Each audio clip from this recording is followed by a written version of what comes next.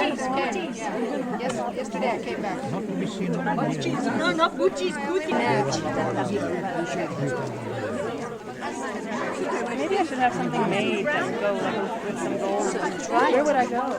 To get the stones and then.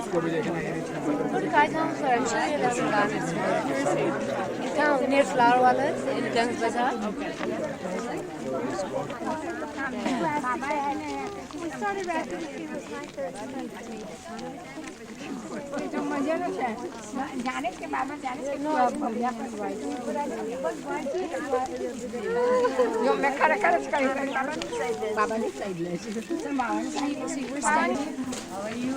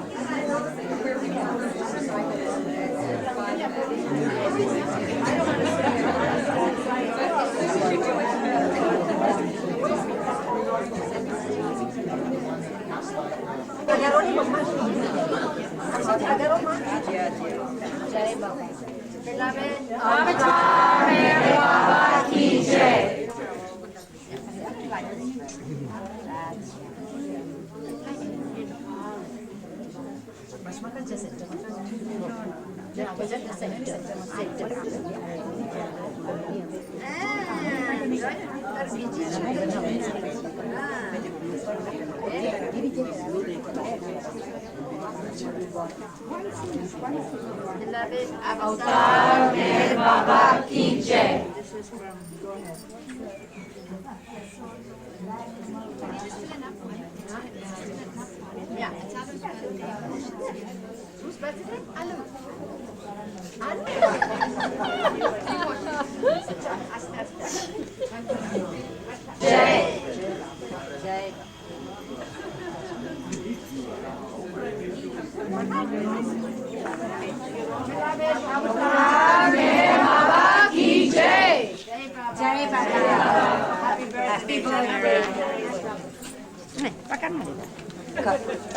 You are 47 times.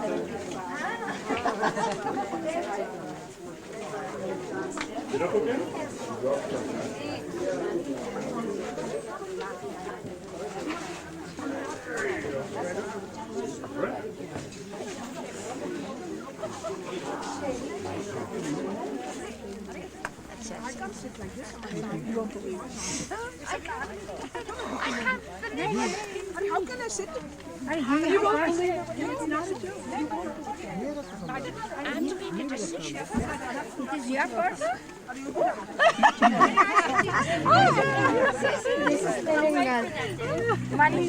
This is Telingal. Your purse and your persona.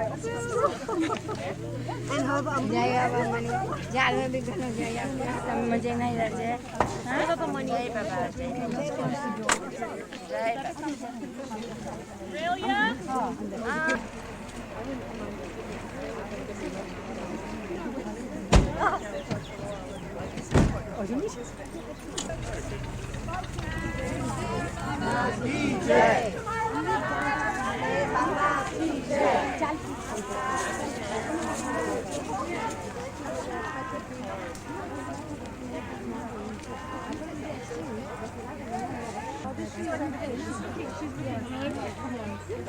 Australia? Debbie here. We're down the hill? Debbie here. Jay. Jai Baba.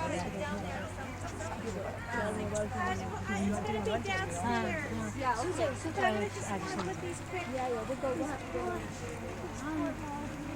You want me to take a picture of you? What are you shooting?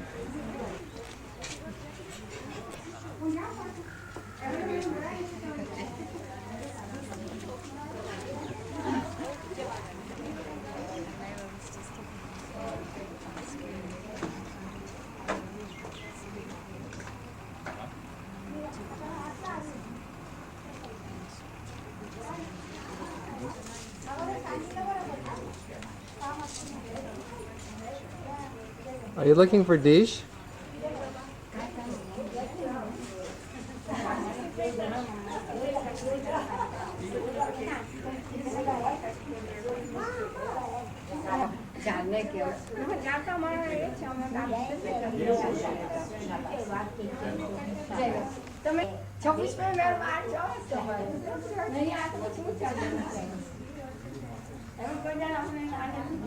Hey, Mir Baba. And this was done by tell a story. Huh? Now tell the Vivian story. Agostini, Louis Augustine's wife. You turn it over. She and did let's it see what and says. gave it to Baba. And Baba's brother Jal got it from Baba and he gave it to me. Not me, to us. Isn't That's it? right. I should say to us. Jai Mir Baba. Okay. Oh, Dini. And look how nice Dini's both of these people. But isn't this a moving film? This isn't just still. We are meeting? The border. This lovely border. What color was it before it was peach? Was it ever a color? I think it's so. All right. Now, I got to press the right button. Now, that nice growl look. That is very famous. Yeah. How about the infamous She one? really gets into this. She really can do it. I can see why you're so well matched. Yeah, we sang it for her. Not this one. He's doing the border. The legs? No, we don't want to make this cheesecake. You couldn't put mine on. Hide those ankles.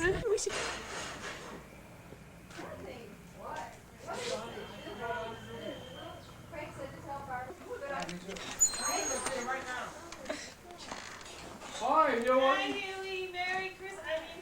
What is this? Happy birthday. Hi, Huey. Hi, Huey. Where? Oh, there he is. Oh, Jay Baba. We're at so many friends. We have a message for you. Just don't pay attention to the camera. All these girls in Just their sort of saris and dresses. ignore everything. Hi, Huey. You know, just like we always greet him like that every day. Like, hi, Huey. It's like, it's like we're handing out 100 rupee notes. In this thing. All right. He has to. He has to. He has to what? Give me 100 rupees. He has to give you 100 rupees? Yeah. How come? I missed it. Because I was supposed to find out who knew the secret and tell them What? blah, blah, blah, and all this. Now we As all long as you're know. earning 100 instead of spending 100 for one. By the way, I announced it right before you got here. Why did Craig specifically? I don't even get 100 rupees.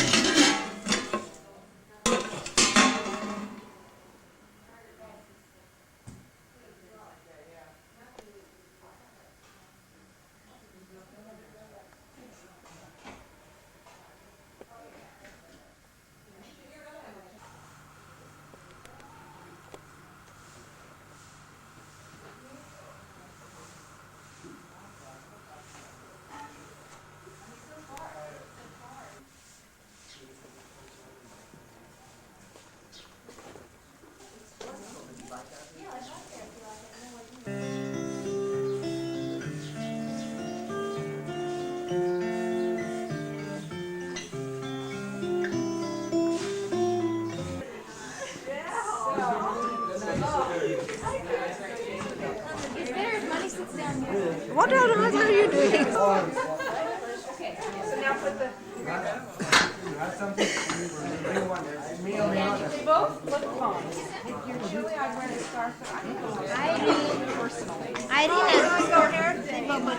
I've kept the money ready for you.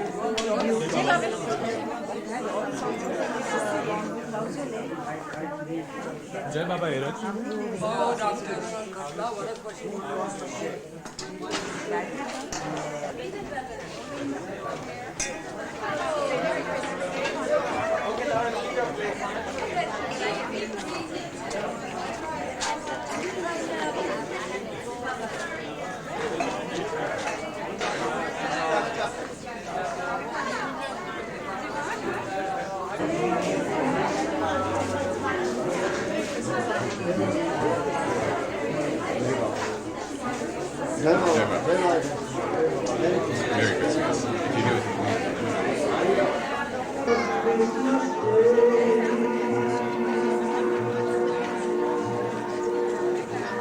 I them find a little book. There's still more forlorn. And the ambassador calls his heart. Please the morning born today. And the man who's left calls out the girl.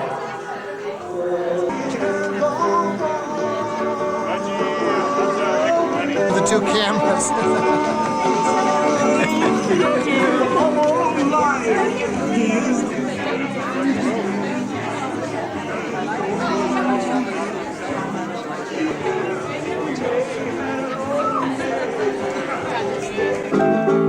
Sure are good to me. Well, I love this Meherazad, but I'll bet they throw us out at 3.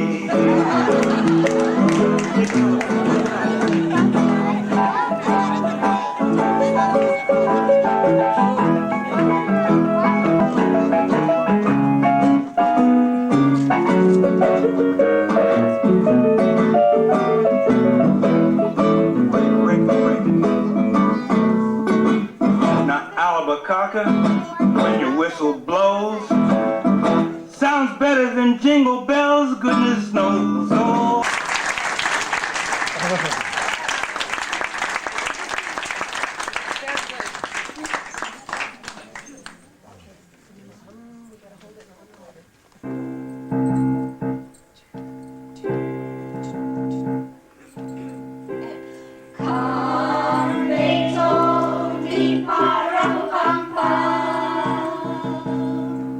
Are you born king to see our finest gifts we bring to lay before the king.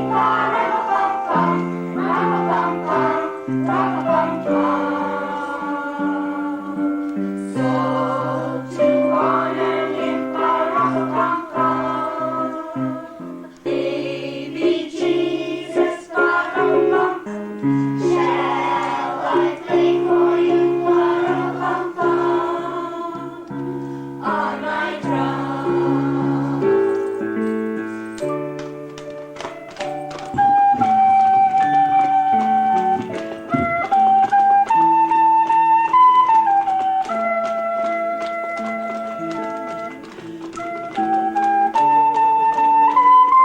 Every night and the old sand get time, I play my drum for him, he smiled at me, hear my drum.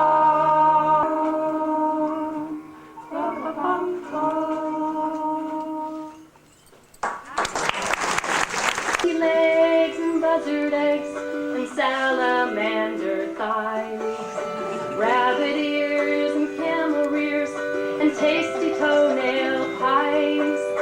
Stir them all together, it's Mama's soup. Oh, when I was a little kid, I never liked to eat. Mama put things on my plate, I dumped them on her feet. But then one day she made the soup, I ate it all in bed.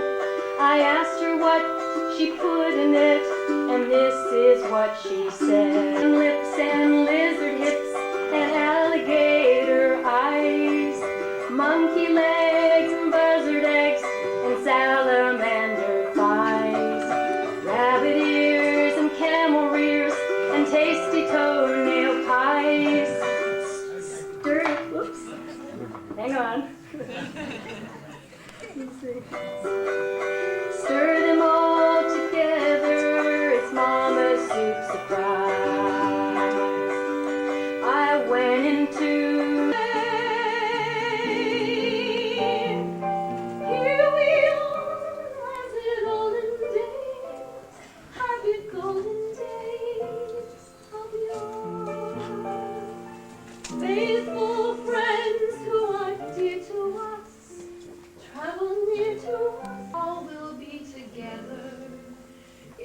the faith's alive. Red-nosed reindeer had a very shiny nose, and if you ever saw him, you would even say it's a reindeer. Used to laugh and call him names. They never let poor Rudolph join in any reindeer games. Then one foggy Christmas Eve, Santa shouted out with glee, Rudolph the red-nosed reindeer, you'll go down in history.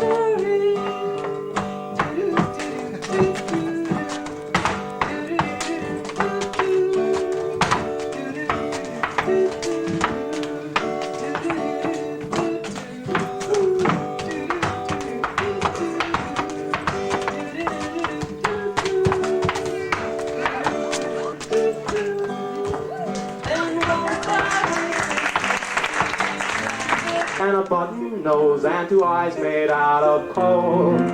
Frosty the snowman was a fairy tale they said to dance around.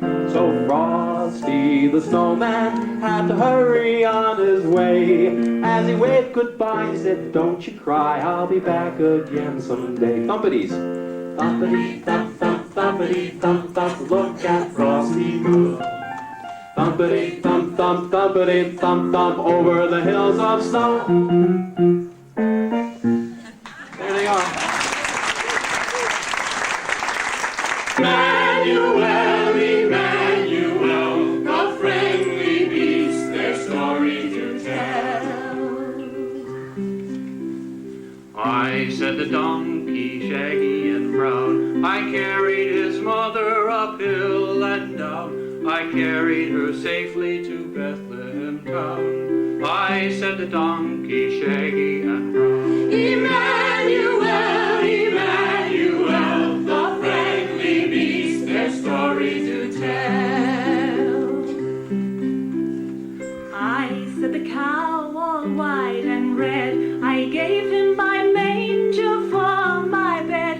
I gave him my hay to pillow his head. I said the cow all white and red. Emmanuel, Emmanuel, everyone, the friendly beasts, their story to tell. I said the sheep with curly horn, I gave him my wool for a blanket warm. He wore my coat that Christmas morn. I said the sheep with curly horn. Emmanuel, Emmanuel, the friendly beasts, their story to tell. I said the dog from rafters high, I cooed him to sleep so he should not cry. We cooed him to sleep, my maid and I. I said the dog from rafters high. Emmanuel, Emmanuel, the friendly beasts, their story to tell. Thus every beast by some good spell in the stable dark was able to tell of the gift he gave Emmanuel, the gift he gave Emmanuel. Emmanuel, Emmanuel, the friendly beast. There's one more time, everybody. Emmanuel, Emmanuel, beast, their story to tell. By a vision that they see in their minds and hearts. And as they see it, they yearn to go towards it, and they call for help from a star. Hail the blessed morn, when the great mediator down from the regions of glory descends. Shepherds come gaze at the babe in the manger.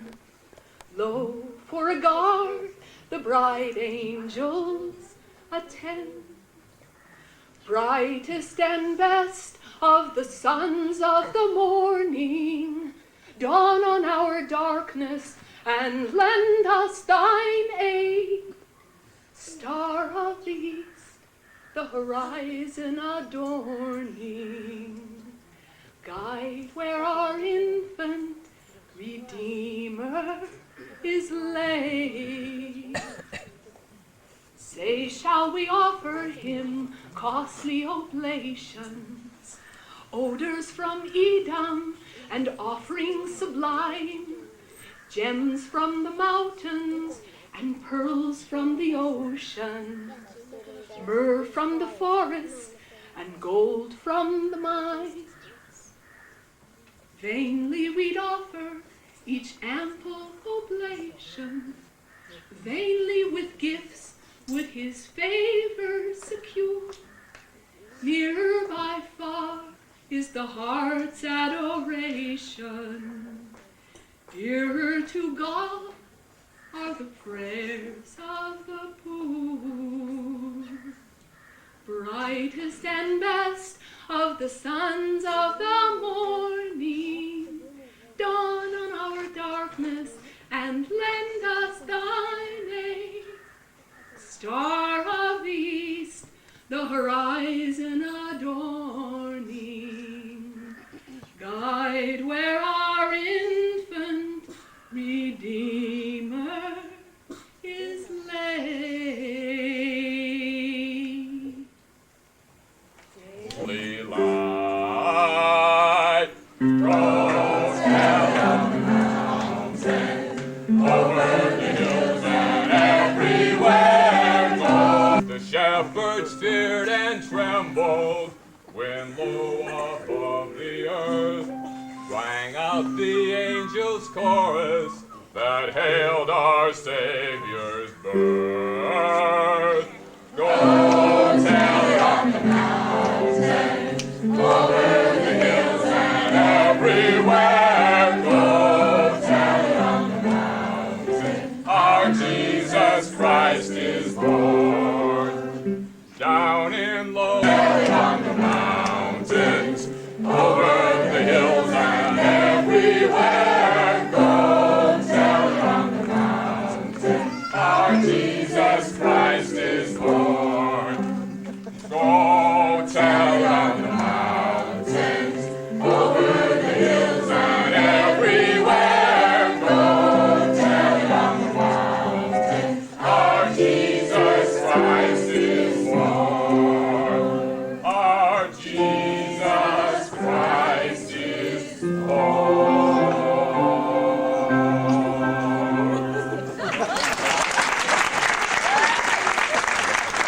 Presence of beloved Baba and his beloved Meherabad. And it took me back over 50 years to a time when we entertained our Lord and his lady at Christmas time in Bangalore, and how Baba sat there, enjoyed seeing a play about Christ's birth, nativity, and with Mary beside her. And it takes me back to that time. And before I tell it, I'm going to tell a couple of jokes.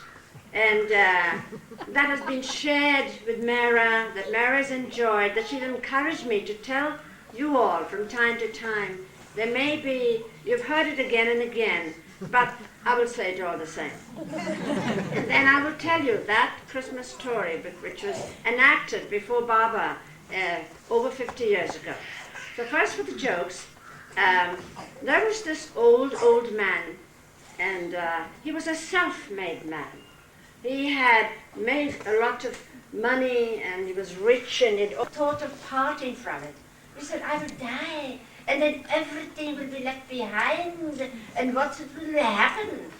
So he thought over it a lot, and then he called his lawyer, his doctor, and his priest. And he said, look, I know, they say you cannot take it with you. I've heard that, I know that. But who knows? How do they know you cannot take it with you? Who knows? We can always try. Why not try and take it with me? So I'm telling you one thing. I'm entrusting you with a very special job. I will give each of you $20,000. And you, when I'm dead and the coffin is lowered, you please toss that packet into my grave. I'm very, very ill now, and I do not know how long I will live. And they tell me I have only a few days to live, and I'm trying to take what I earn, I'm trying to take it with me. So they said, all right, we'll do that, and they went out. And sure enough, in a little while, the guy died, the old man died, and they were there at the funeral, the priest, the lawyer, and the doctor. And they each came up and faithfully tossed a packet over the coffin as it was lowered. And after the funeral, when they were going home, they were walking together, and the priest said, he said, I'm feeling uneasy about it all. I got a confession to make, and I said, but it wasn't for me. It wasn't for me. Instead of 20,000, I put 10,000 in his grave. And the other 20,000 I need for the church, for the Lord. The steeple is now crumbling, the stained glass windows are cracking. It's for God. And so I kept $10,000. I wanted to know that. And the doctor said, well, now that you're talking about it, I must also tell you what happened to me. But of course, it wasn't for me. It's for my patients. It's for the poor and needy, ill, sick people whom I serve, for the Lord's sake. And they are, we don't have an X-ray machine, and we cannot serve our patients like we would like to, So I kept $10,000 also. And the lawyer turned on them and said, shame on you, gentlemen, shame on you. How can you do that? He entrusted us with putting that money into it, total amount, exactly as he said, which is what I did. I put in the whole amount by a check.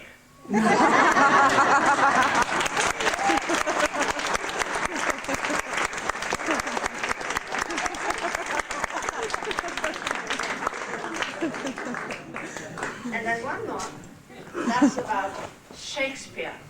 It was a centenary of Shakespeare, the great poet, Shakespeare. And so one man met a friend, and said, I can't stand it. All this big fuss they make over the Shakespeare. I mean, what's the great deal about it? What's it? Frankly, I don't like this poem at all. I think it's junk. I don't know why they make such a big deal out of it. And what's more, when I die, when I go to heaven, I'm going to tell him. When I go to heaven, I'm going to tell him. That is, I don't like it at all. I'm going to tell exactly what I've told him. The man said, yeah, but supposing he's not in heaven. Supposing Shakespeare is not in heaven. Well, then you tell him.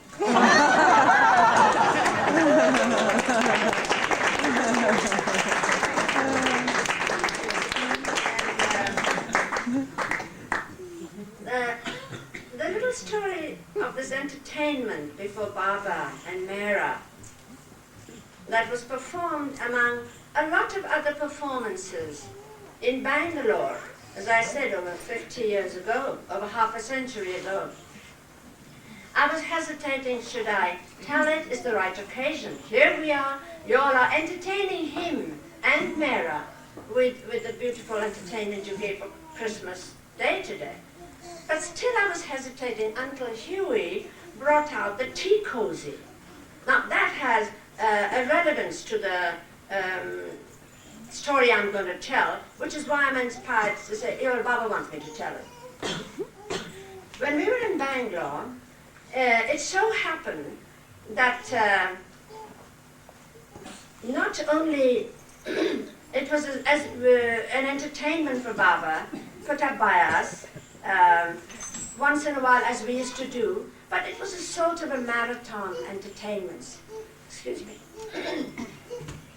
Marathon entertainments, and everybody was wanting everybody else in their play, because it had to be for so many days. And even Mehra was preparing the children who came for holidays to do something in between, which gave time for the others to go and dress and come back and do. So now we're about 30 women there in Bangalore with Baba. And our audience was Baba and Mehra. And here we are performing for Baba. And now I'm preparing a play, and I want so-and-so in my play, and so-and-so in my play. And everybody wants everybody else in their play, because we're it. We have to circulate round among ourselves. And I already was so heavily booked. I was in this one's play, and I was in Mansari's play, and I was in Kort's play, and I was in that one's play. And I knew dear Norina would be after me. I knew it. So I was trying to avoid Norina as much as I could. If I saw her coming from here, I'd suddenly remember something I had to do there. Then I would go away, you know. And if I was coming down the stairs and I saw Norina coming up, I would suddenly turn around and say, I'm coming, and go back into the room and avoid her. Now, Norina had many meanings to this one word. It was her inflection. When she said darling, it depended on how she said darling, so that we could know what she meant. Sometimes, if she said darling, I knew she wanted something.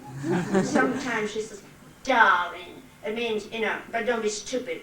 Darling had many inflections. Of course, when she said it to Baba, it always meant something so beautiful. She would always refer to him, talk to him as darling. And then her whole heart was in her voice. So I was trying to avoid Norina, but one day we met on the stairs. It was too late for me to turn around and rush up again. And I knew this lady had a mission, and she was going to pursue me till she got her way. So there we were face to face, and she said, darling. And I said, I said, no. She said, darling. I said, no. But she said, it's so easy. But I said, Norina, do you realize we're all doing the play? And I'm already in such and such a play, and I'm already in that one play, and this one's asking me for this, and I have a little part in this, and I have my own play, and how? But she said, darling, it's so easy. Now that is the right word to use for me. I like things easy. So when I was arguing about this, I heard the word easy, and I said, what do you mean easy? What do I have to do? What do I have to be? All you have to be is Jesus Christ. I said, Jesus? I have to be Jesus Christ? Norina, you're crazy. Oh, no, but she said, and I said, Norina, she said, you don't have to do anything. You just have to carry the cross across the stage. It was a nice long hall, room with wooden floor. Nowhere else had we had such facility for entertainment like we had in Bangalore. And all I had to do was go across from this door, across the whole room to the other door, carrying a cross made out of cardboard. I said, Norina, you are the one. You are the one who would be best at that. And I meant it, and she was. So at last she agreed, but I said, I'll tell you what, I'll help you. I'll become the three wise men, okay? And she said, all right. So I was the three wise men in the sense that I drummed up and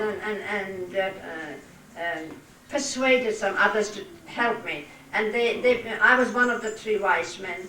And so we had these capes from these beautiful saris, old saris, that we had with us, you know, from old times. Everybody brought out their saris, Nargish Kotwal, Mansari, Borched, so-and-so. And that was used as capes, and we had these cushions and some gifts on it, and we all had tea cozies on our heads.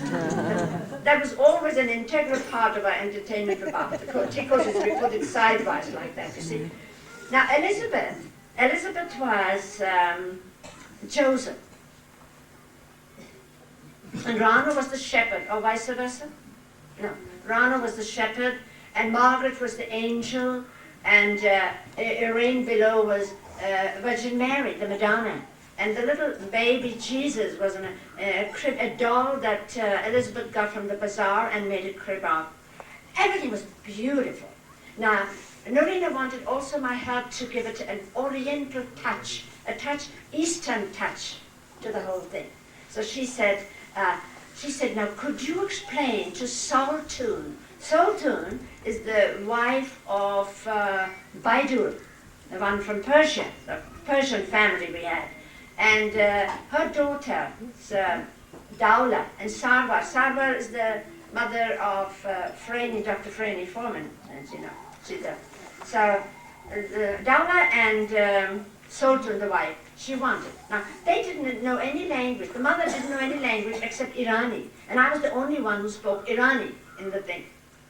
So I was asked to explain to them that they had to simply sit in that Persian dress with that beautiful magenta scarf, satin scarf, silk scarf she had around her face, and sit like in the bazaar, and weaving flowers.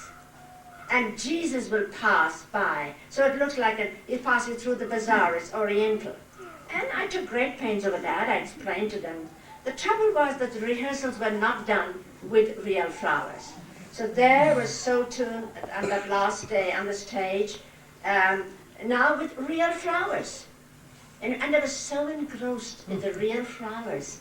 These fresh flowers that they were handling, they didn't see Jesus go by.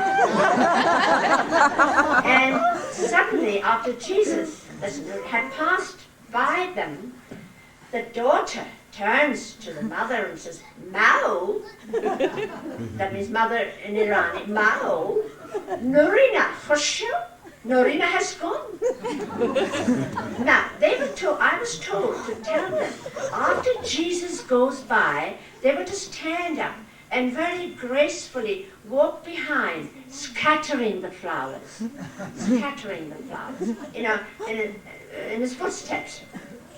But they forgot all that, and as Jesus went by, and Daura said, Mao, Nurina has gone by. She said, what? Nurina has gone by? And she jumps up, catches the skirt, and they gallop across the stage to leave. And Nurina, in the meantime, is in the wings, and, you know, practically fainting in my arms. And she said, they are galloping.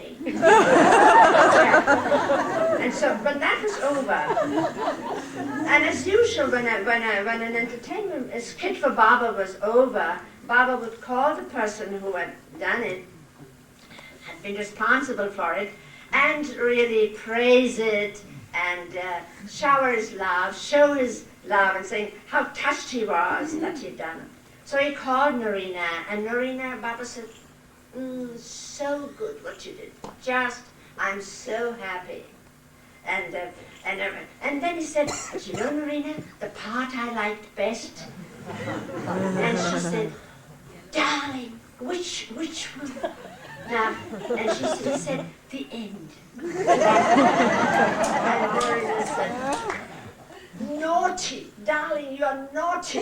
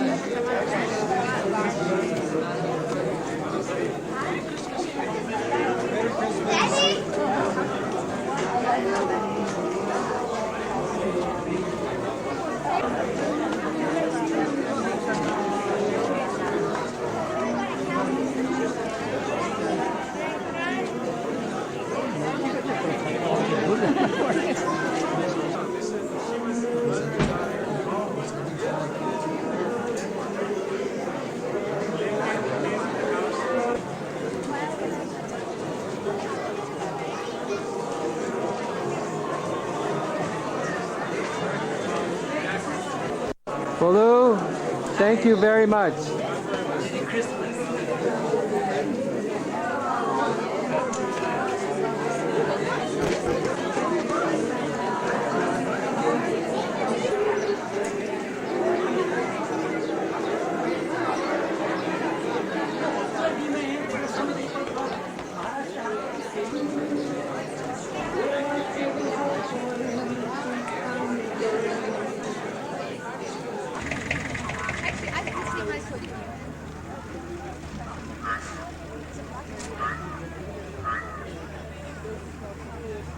And then he hits me. He says, "Cross, very pleased with you." He says what? He hit me and he said, "Cross, very pleased with you."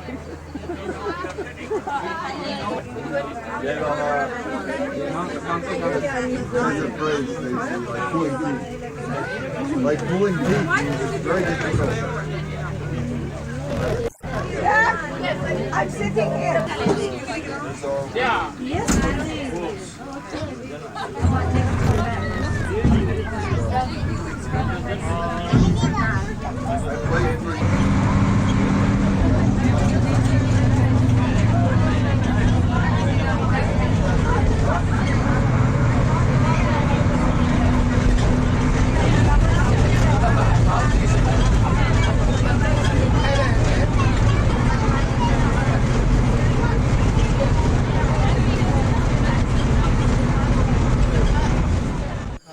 having heard his name, his fame and all, hear him talk. So while they are coming, so there was one person who had attended his talk before, but he had a friend, but who did not believe in all this sort of thing. He said it's all just bunk out. Spirituality, I don't believe in spirituality, because there's nothing like God, you see. But wouldn't you like to come? I'm going there. Just keep comfortable, he was saying that. So he was enticed to go with the friend. So that's how they are all seated in the hall there around. So here the saintly person, you see, is giving a great and grand talk. That day was on the importance of repeating the name of God. And he goes on haranguing, you see, and telling and all. This man becomes fidgety all the time. What nonsense he's saying about the great name of God and the name of God, what happens and this and that and all that sort of thing. And then at last he comes to the conclusion that even if you don't believe, you repeat the name of God, because repeating the name of God makes you God. And this, So this man couldn't tolerate this. He stands up and says, "Sir, what do you mean by that? Repeating any name of his name, you repeat name, you become God? Suppose if I were to repeat bread, would I become a loaf of bread?" So in the hall, you see, nobody would dare to say this. So this man stands up. He couldn't stand any further. All this nonsense that was going on because of his mind. You see. So the saintly person looks at him and says,